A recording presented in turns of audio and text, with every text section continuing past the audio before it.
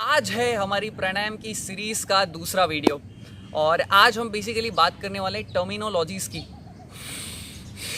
जो कि प्राणायाम से रिलेटेड होते हैं। और मैं आप सबसे चाहूँगा कि ये चीज़ यार अगर आप प्राणायाम को समझना चाहते हो, जानना चाहते हो ना, तो ये चीज़ आपको ज़रूर पता होनी चाहिए।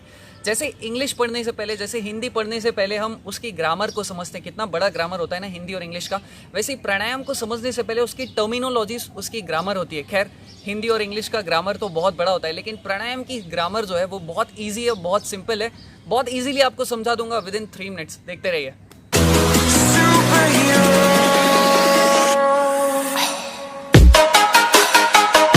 मैं सबसे पहले आपको बताना चाहूंगा कि प्राणायाम को समझने के लिए सिर्फ और सिर्फ 4 वर्ड्स ही काफी है।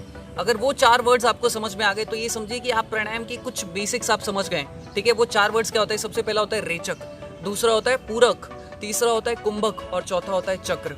ठीक है, ये मैंने आपको शॉर्ट में बता दिया। अब इनको थोड़ा डिस्क्राइब कर देता हूँ कि ये चीज होती क्या है। सबसे पहले बात करते हैं पूरक। ठीक है, सबसे पहला जो वर्ड है वो है पूरक। पूरक का मतलब होता है श्वास लेना। जैसे मैंने आपसे कहा कि दाएं नथुने से पूरक करिए, तो आप क्या करेंगे? बाएं नथुने को बंद करेंगे और दाएं से श्वास लेंगे। मैंने आपसे कहा कि बाएं से पूरक कीजिए, तो आप क्या करेंगे? दायां नथुना बंद, बाएं से पूरक। बस इतना ही है। पूरक का मतलब होता है श्वास लेना। दूसरा वर्ड है रेचक। रेचक का मतलब होता है श्वास छोड़ना। मैंने आपसे कहा कि दाएं नथुने से रेचक कीजिए, श्वास छोड़ दी, बाएं से कीजिए, छोड़ दी। बस रेचक का मतलब होता है छोड़ना। तो सबसे पहला वर्ड क्या था? पूरक। दूसरा वर्ड था रेचक। इसका सबसे अच्छा एग्जांपल देना चाहूंगा। मुझे उम्मीद है कि आप लोगों को रेचक और पूरक समझ में आ गया होगा। ठीक है, जैसे अनुलोम विलोम प्राणायाम, इसमें हम क्या करते हैं? सिर्फ रेचक और पूरक ही तो करते हैं।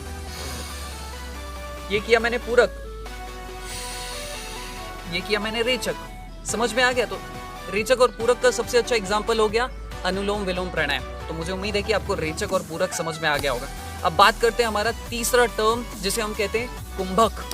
कुंभक का अगर मैं ब्रॉडली आपको मीनिंग बताऊं तो कुंभक का मतलब होता है श्वास को, जो आपकी ब्रीदिंग है उसको होल्ड करके रखना। ठीक है, अगर आप बाहर होल्ड करके रख रहे हो, लाइक ये मैंने श्वास ली और ये मैंने छोड़ दिया, तो मैंने बाहर अगर श्वास रोक के रखी है तो उसे कहेंगे बाहिर कुंभक। अब ये आपके ऊपर है कि आप कितनी देर रोक सकते हो। कम से कम ऐसी कोशिश करनी चाहिए कि 30 सेकंड्स रोकना चाहिए। खैर मैं वो बात बाद में करूंगा।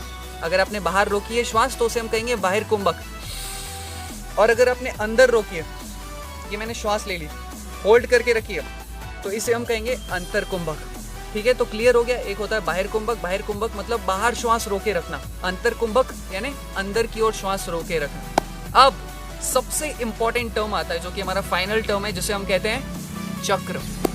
ठीक है, चक्र एक बहुत ही अमेजिंग सी चीज़ है। मेरी चक्र में एक्सपर्टीज नहीं है, प्राणायाम में फिर भी थोड़ा बहुत जानता हूँ अच्छे से, वो मैंने आपको बता दिया, उसके टर्म्स मैंने आपको क्लियर कर दिए। लेकिन चक्र जो है एक बहुत ही डीप चीज़ है, लेकिन फिर भी मैं आपको शॉर्ट में, एक ब्रॉड वे में, एक आपको क्लियर एक क्लैरिटी मिल जाए कि चक्र होते क्या है। देखिए हमारा जो शरीर है, शरीर ये जो दिखता है ना, शरीर 2 प्रकार के होते हैं। एक होता है फिजिकल बॉडी जो आपको दिखाई दे रही है, हम जो खाना खाते हैं वो हमारे शरीर को लगता है, तो हमारी हड्डियां बढ़ती हैं, हमारी मसल्स ग्रो होती है, हमारे ऑर्गन्स ग्रो होते हैं। ठीक है, तो ये फिजिकल बॉडी जो दिखाई देती है। और एक होता है हमारा सूक्ष्म शरीर, दूसरा जो होता है हमारा सूक्ष्म शरीर। सूक्ष्म शरीर यानी वो जो शरीर दिखाई नहीं देता लेकिन है हमारे अंदर, जिसके कारण हमारा ये शरीर जीवित है, जिसके कारण हमारी ये बॉडी फंक्शंस परफॉर्म कर पाती है। जैसे इंग्लिश में सब्टल बॉडी भी कहा जाता है, और जैसे हिंदी में जिसका पर्यायवाची शब्द कहूँ अगर सूक्ष्म शरीर का, तो उसे हम रूह कह सकते हैं। ठीक है, तो ये जो चक्र होते हैं ना, हमारे शरीर में 7 चक्र होते हैं। कितने? 7 चक्र होते हैं। अगर नीचे से स्टार्ट करें, ठीक है, तो यहाँ पे सबसे जो मूल वाला पार्ट होता है, जहाँ पे हम ये बैठे होते हैं, ठीक है, जहाँ से हम ये बैठते हैं, जो सबसे नीचे होता है, जहाँ पर हमारी एनस वाला जो पार्ट होता है, वहाँ पर होता है हमारा मूलाधार चक्र। फिर उसके थोड़ा सा ऊपर जाए, यानी कि नाभि से थोड़ा नीचे होता है हमारा स्वादिष्टान चक्र। और फिर जब हम नाभि पर आते हैं, तीसरा चक्र हो गया हमारा मणिपुर चक्र। फिर जब हम अपने हार्ट के पास पहुँचते हैं तो वहाँ पर होता है हमारा अनहद चक्र। गले में जहाँ पे हमारा थायराइड होता है, यहाँ पर होता है हमारा विशुद्धाग्य चक्र। और फिर यहाँ पे यानी कि ये दोनों भुवों के बीच में होता है हमारा आज्ञा चक्र। और सबसे फाइनल होता है हमारा सहस्रार चक्र।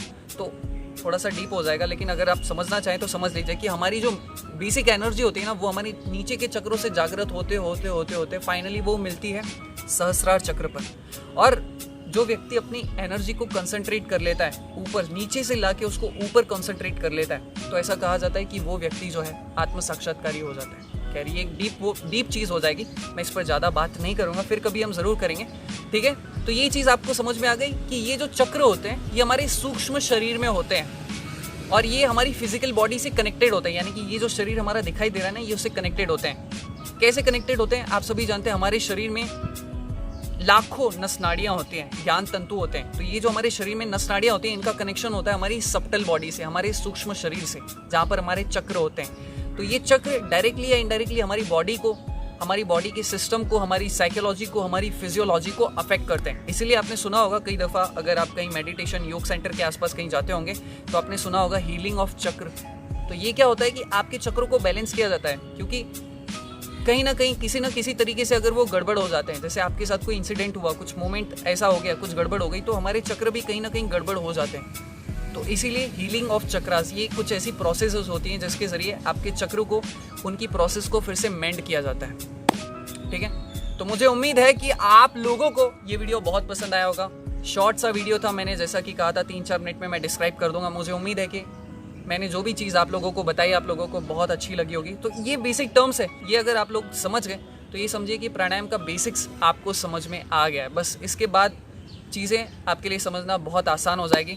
अगर आपको लगा है कि ये वीडियो आपको बहुत पसंद आया है तो एक लाइक ज़रूर कीजिए, मुझे कमेंट करके बताइए, क्योंकि आपका एक कमेंट यार मुझे ना बहुत मोटिवेट कर देता है। Thank you so much for watching this video. My name is Saurabh and I wish you a very healthy life. Thank you.